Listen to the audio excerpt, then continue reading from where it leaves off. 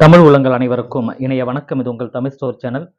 +2 வந்து எக்ஸாம்லாம் எழுதி முடிச்சாச்சு. +2 இப்போ முடிச்சதுமே நம்ம அடுத்து நம்மளோட எண்ணம்லாம் எப்படி இருக்கணும், என்ன செய்யணும் அப்படின்ற தாட் எல்லாருக்குமே போகும். இதில் வந்து நிறைய மாணவர்கள் வந்து நீட்டுக்கு வந்து ப்ரிப்பேர் பண்ணிட்டு இருப்பீங்க. ஸோ நீட்டில் நமக்கு மே மாதம் 5ஆம் தேதி நீட் எக்ஸாம் வருதுன்றது உங்களுக்கு தெரியும். அதற்குண்டான முழு தயாரிப்பு, அதாவது முழு ப்ரிப்பரேஷனில் வந்து நீங்கள் எல்லாருமே கண்டிப்பாக இருப்பீங்க. ஸோ இதை தவிர்த்து, நீட் இல்லாமல் இதை தவிர்த்து இருக்கிற முக்கியமான கோர்சஸ்லாம் நிறைய கோர்சஸ் நம்ம பார்த்துருக்கோம். அதில் ஒரு டீட்டெயிலான இன்ஃபர்மேஷனோட ஒரு கோர்ஸ் நம்ம பார்க்க போகிறோம்னா, ஆஃப்டர் +2 நல்ல ஒரு வேலைவாய்ப்பு இருக்கிற ஒரு வித்தியாசமான படிப்பு அப்படின்னு பார்க்கும்பொழுது ஃபிஷரிஸ் சயின்ஸ் அப்படின்னு சொல்லப்படுகின்ற மீன்வளத்துறை படிப்பு. இந்த மீன்வளத்துறை படிப்பு அப்படின்னு சொல்லப்படுகின்ற இந்த ஃபிஷரிஸ் சயின்ஸ் எடுத்து நம்ம படிக்கிறதுனால என்னென்ன பெனிஃபிட் வரும், இதுக்கு கேம்பஸ்லாம் எங்கெங்கெல்லாம் இருக்குது, அப்ளிகேஷன் ஃபீஸ் அப்படின்னு சொல்கிறது எவ்வளோ வரும், இந்த மாதிரி டீட்டெயிலான இன்ஃபர்மேஷன், எலிஜிபிலிட்டி என்ன அப்படின்றதும் சரி, அனைத்து விதமான A to Z இன்ஃபர்மேஷன் இந்த வீடியோவில் உங்களுக்கு இருக்கும். எவ்வளோ சீட் அவைலபிள் இருக்குது, எந்தெந்த காலேஜில் எவ்வளோ சீட் இருக்குது, 10 கேம்பஸ்னால் 10 கேம்பஸில் என்னென்ன கோர்ஸ்லாம் நமக்கு அவைலபிள் கொடுக்குறாங்க, ஸோ எங்கெல்லாம் படிக்கலாம், எப்படி படிக்கலாம் அப்படின்ற டீட்டெயிலான இன்ஃபர்மேஷன் இந்த வீடியோவில் உங்களுக்கு நான் சொல்ல போகிறேன். அப் டு எண்ட் வரைக்கும் பாருங்கள். ஸோ வீடியோக்கு போகிறதுக்கு முன்னாடி இந்த வீடியோக்கு ஒரு லைக் கொடுத்துருங்க. உங்கள் ஃப்ரெண்ட்ஸுக்கு இந்த வீடியோவை தவறாமல் ஷேர் பண்ண மறக்காதீங்க. ஸோ இப்போ நம்ம அந்த டீட்டெயிலாக இன்ஃபர்மேஷனுக்கு நம்ம வீடியோக்குள்ளே போகலாம்.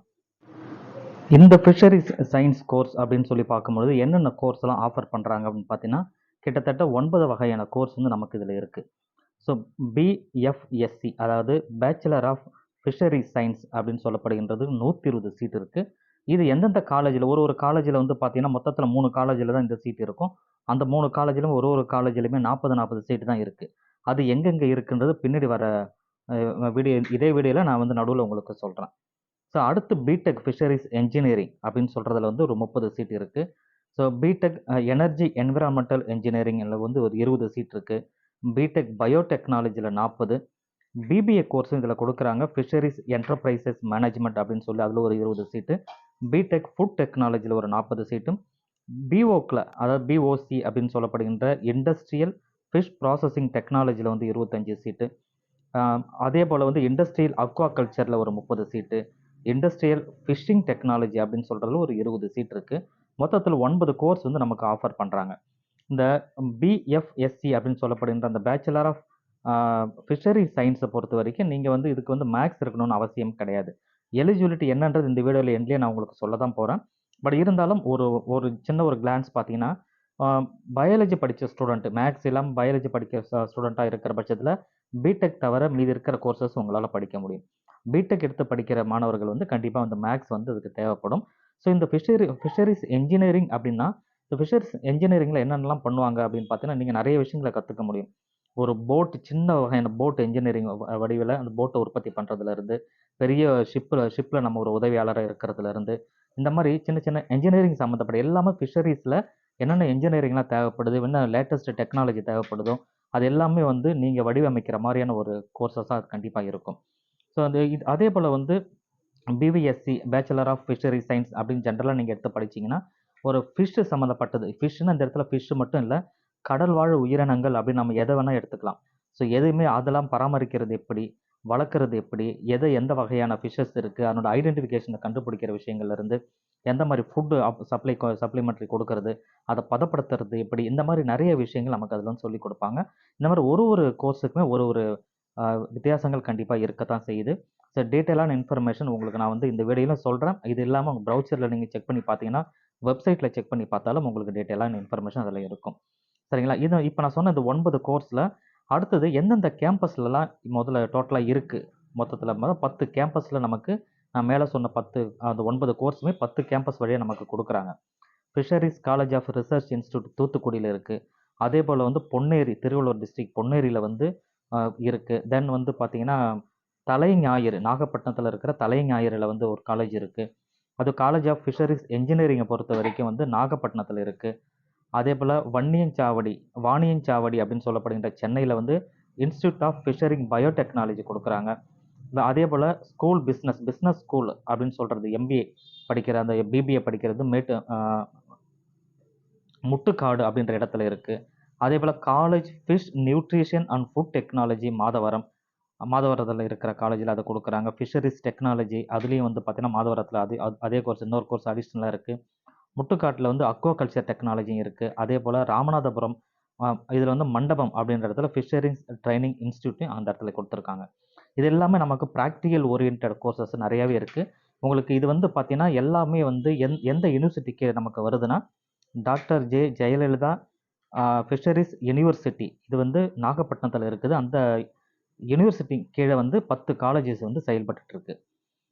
அப்ளிகேஷன் நமக்கு ஓப்பன் ஆனதுக்கப்புறம் பொதுவாக வந்து அப்ளிகேஷன் ஒரு மாதத்தில் 2 மாதத்துலேயே நமக்கு +2 ரிசல்ட் எல்லாம் வந்ததுக்கப்புறம் நமக்கு ஓப்பன் ஆகும்.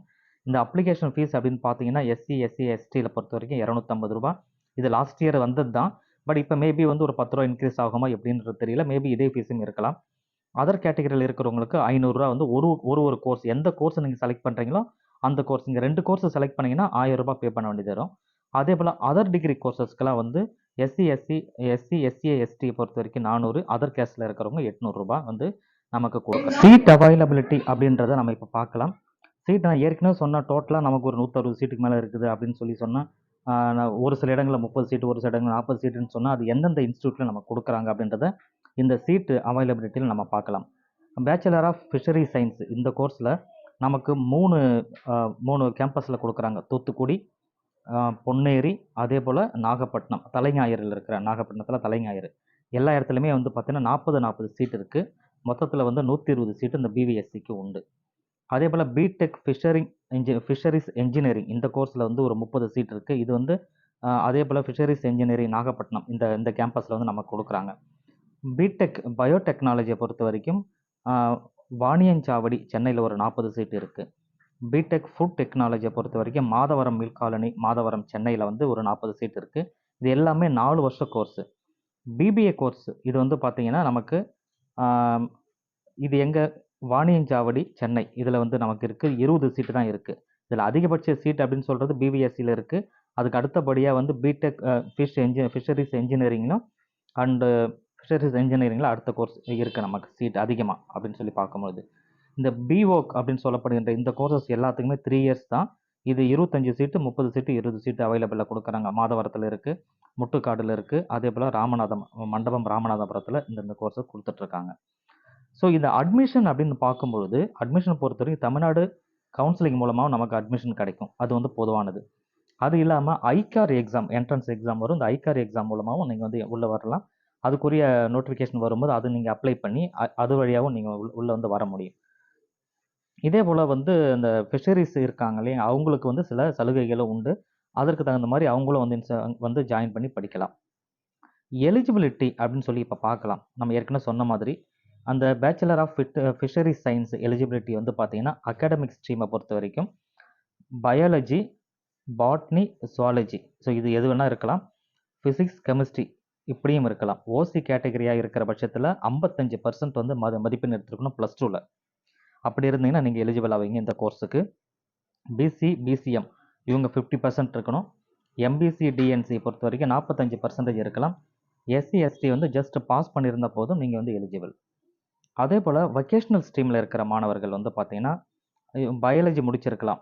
ஓசி கேட்டகரியில் 55% தேவைப்படுது. பிசி, பிசிஎம்மில் 50%, எம்பிசி, டிஎன்சியில் 45%, எஸ்சி, எஸ்டி ஜஸ்ட் பாஸ். இது பயாலஜி சப்ஜெக்டாக இருந்து படிக்கிற மாணவர்கள் வொகேஷ்னல் ஸ்ட்ரீமில் வரவங்க. அதே போல் வொகேஷ்னல் சப்ஜெக்டில் வந்து ஒன்லி சப்ஜெக்ட் ஃபார்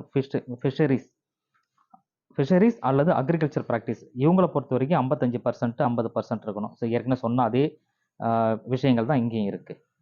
தென் வந்து பிடெக் ஃபிஷரிஸ் என்ஜினியரிங், அதே போல் பிடெக்கில் எனர்ஜி என்விரான்மெண்டல் இன்ஜினியரிங் இந்த கோர்ஸ் படிக்கிற மாணவர்கள் மேக்ஸ் கண்டிப்பாக இருக்கணும். ஃபிசிக்ஸ், கெமிஸ்ட்ரி, பயாலஜி படிச்சிருக்கணும். பயாலஜி ஆர் கம்ப்யூட்டர் சயின்ஸ் எது ஒன்றா இருக்கலாம். ஸோ இவங்களும் வந்து நான் ஏற்கனவே மேலே சொன்ன மாதிரி தான் ஓசி கேட்டகரியாக இருக்கிறீங்கன்னா 55%. நீங்கள் ஒன்று புரிஞ்சுக்கோங்க, எந்த கோர்ஸாக இருந்தாலுமே ஓசி கேட்டகரியில் இருக்கிறீங்க அப்படின்னா 55% தேவைப்படும். பிசி, பிசிஎம் வந்து 50%, எம்பிசி, டிஎன்சி 45% +2ல் எடுத்துருக்கணும். எஸ்சி, எஸ்டி பொறுத்த வரைக்கும் எந்த கணக்குமே இல்லை, பாஸ் பண்ணியிருந்தாவே அவங்க போதும், நீங்கள் எந்த கோர்ஸுமே சேர முடியும். ஸோ அதுதான் இந்த இடத்துல வந்து எலிஜிபிலிட்டியாக கொடுத்துருக்காங்க. அதே போல் வந்து பயோடெக்னாலஜி படிக்கிற மாணவர்கள் பிடெக்கில் வந்து பார்த்தீங்கன்னா பயாலஜி ஆர் பாட்னி, ஜுவாலஜி இருந்தால் போதும். அல்லது வந்து ஃபிசிக்ஸ், கெமிஸ்ட்ரி இது ரெண்டுமே இருக்கலாம், அல்லது தனித்தனியாகவும் இருக்கலாம். அப்படி இருந்தாலும் நான் ஏற்கனவே மேலே சொன்ன அதே பர்சன்டேஜில் தான் எலிஜிபிலிட்டி கொடுத்துருக்காங்க. ஃபுட் டெக்னாலஜிக்கும் அதே போல் தான் மேத்தமெட்டிக்ஸ், ஃபிசிக்ஸ், கெமிஸ்ட்ரி, பயாலஜி இது இருந்தாவே போதும், இது வந்து எலிஜிபிள் ஆகிடுங்க. ஸோ இங்கே மேத்தமெட்டிக்ஸ் அப்படின்றது எதுக்குலாம் பிடெக் படிக்கிற எல்லா கோர்ஸுமே மேத்தமெட்டிக்ஸ் அப்படின்றது இங்கே வந்து தேவைப்படுது. ஸோ பிபிஏ பொறுத்த வரைக்கும் ஒன்றில் எந்த சப்ஜெக்ட்லாம் இருக்கலாம், அது எந்த இஷ்யூமே கிடையாது. ஸோ இதுதான் மேஜரான விஷயங்கள். இப்போ நான் சொன்ன விஷயங்கள் எல்லாமே லாஸ்ட் இயர் ப்ரௌச்சரில் நமக்கு என்னென்னலாம் வந்திருக்கோ அந்த விஷயங்கள். இதில் சீட் இன்க்ரீஸ்ன்றது இப்போதைக்கு அதிகம் வராது, ஃபீஸும் அந்தளவுக்கு இன்க்ரீஸ் ஆகாது. இப்போ ஃபீஸ் அப்படின்னு சொல்லி பார்க்கும்போது டியூஷன் ஃபீஸை பொறுத்த வரைக்கும் அப்ராக்சிமேட்டாக ஒரு ஃபஸ்ட்டு செமஸ்டரில் ஒரு 17,000 18,000 அந்த மாதிரி தான் வரும் ஒரு செமஸ்டருக்குமே. ஸோ அதிகபட்சம் நீங்கள் வந்து ஒரு 1,50,000 லட்ச ரூபாய்க்குள்ளே மேக்ஸிமம் முடிக்கிற மாதிரி தான் வரும். நான் அதிகபட்சமாக சொல்கிறேன். ஹாஸ்டலில் ஸ்டே பண்ணி படிக்கிற மாணவர்களாக இருந்தால் ஹாஸ்டல் ஃபீஸ் தனியாக வரும், மெஸ்ஸுக்கு நீங்கள் தனியாக வரும், டிரான்ஸ்போர்ட் இருந்ததுன்னா அதுக்கு தனியாக வரும். ஸோ இதை நீங்கள் பார்த்துக்கணும். ஸோ இப்போ நான் சொன்ன விஷயங்கள் எல்லாமே வந்து மேக்ஸிமம் உங்களுக்கு புரிஞ்சிருக்குன்னு சொல்லி நம்புகிறேன். இதில் வந்து பார்த்தீங்கன்னா மிக முக்கியமாக நீங்கள் கவனிக்க வேண்டியது என்னென்னா, நீங்கள் +2 முடிச்சுட்டு அடுத்து நம்ம என்ன படிக்கலாம் அப்படின்னு நினைக்கிற மாணவர்கள் ரொம்ப கன்ஃபியூஸாக இருந்ததுன்னா, இந்த கோர்ஸ் நீங்கள் எடுத்து படிச்சீங்க அப்படின்னா, ஃபிஷரி சயின்ஸ் எடுத்து படிச்சீங்கன்னா நல்ல ஒரு எதிர்காலம் கண்டிப்பாக இருக்குது. நீங்கள் வந்து மதிப்பெண் நம்ம இங்கே +2ல வந்து ஒரு 55% அதிகபட்சம், அவ்வளோதான். அதுக்கு 55 தான் மேக்ஸிமமே இருக்குது. அது கீழே இருக்கிறது தான் எல்லாருக்குமே சீட்டு கிடைச்சிருக்கு, ஒன்றும் பிரச்சனையே இல்லை. நீங்கள் 55க்கு மேலே எடுத்திருந்தாலும் தாராளமாக உங்களுக்கு சீட்டு கிடைக்கும். அதிகபட்சம் நமக்கு வந்து பார்த்தீங்கன்னா ஒரு 45% வரைக்கும் நமக்கு எலிஜிபிலிட்டி இருக்குது அப்படின்றதுனால தாராளமாக நீங்கள் அப்ளை பண்ணலாம். ஸோ நீங்கள் எப்பயுமே வந்து ஒரு கோர்ஸ் அப்ளை பண்ணிட்டு வெயிட் பண்ணாதீங்க. ஈவன் வந்து பார்த்தீங்கன்னா நீட் எக்ஸாம் நீங்கள் அப்ளை பண்ணுற மாணவர்களாக இருந்தாலுமே சரி, அது வந்து ஒரு பக்கம் இருக்கட்டும். அது இல்லாமல் வேறு என்னென்ன கோர்ஸ்லாம் உங்களால் அப்ளிகேஷன் வரும்போது அப்ளை பண்ணி வைக்க முடியுமோ தயாராக வச்சுருங்க. ஸோ எது உங்களுக்கு கிடைக்குதோ அங்கே போய் ஜாயின் பண்ணி அங்கே நீங்கள் உங்களுடைய திறமையை காமிச்சிங்கன்னா நிச்சயமாக நல்ல ஒரு எதிர்காலம் கண்டிப்பாக இருக்குது உங்களுக்கு. ஏன்னா இந்த டாக்டர் ஜெயலலிதா இன்ஸ்டியூட் அப்படின்னு சொல்லப்படுகின்ற இந்த யூனிவர்சிட்டியில் வந்து கேம்பஸ் நிறையவே நமக்கு கொடுக்குறாங்க. நிறைய பேர் கேம்பஸில் செலக்ட் ஆகுறாங்க. ஃபுல் டீட்டெயில் வந்து நீங்கள் வெப்சைட்டில் செக் பண்ணுங்கள், எல்லா டீட்டெயிலுமே உங்களுக்கு கொடுத்துருக்காங்க. தேங்க்யூ ஃபார் வாட்சிங். வீடியோவை தவறாமல் ஷேர் பண்ணிக்கோங்க. தேங்க்யூ.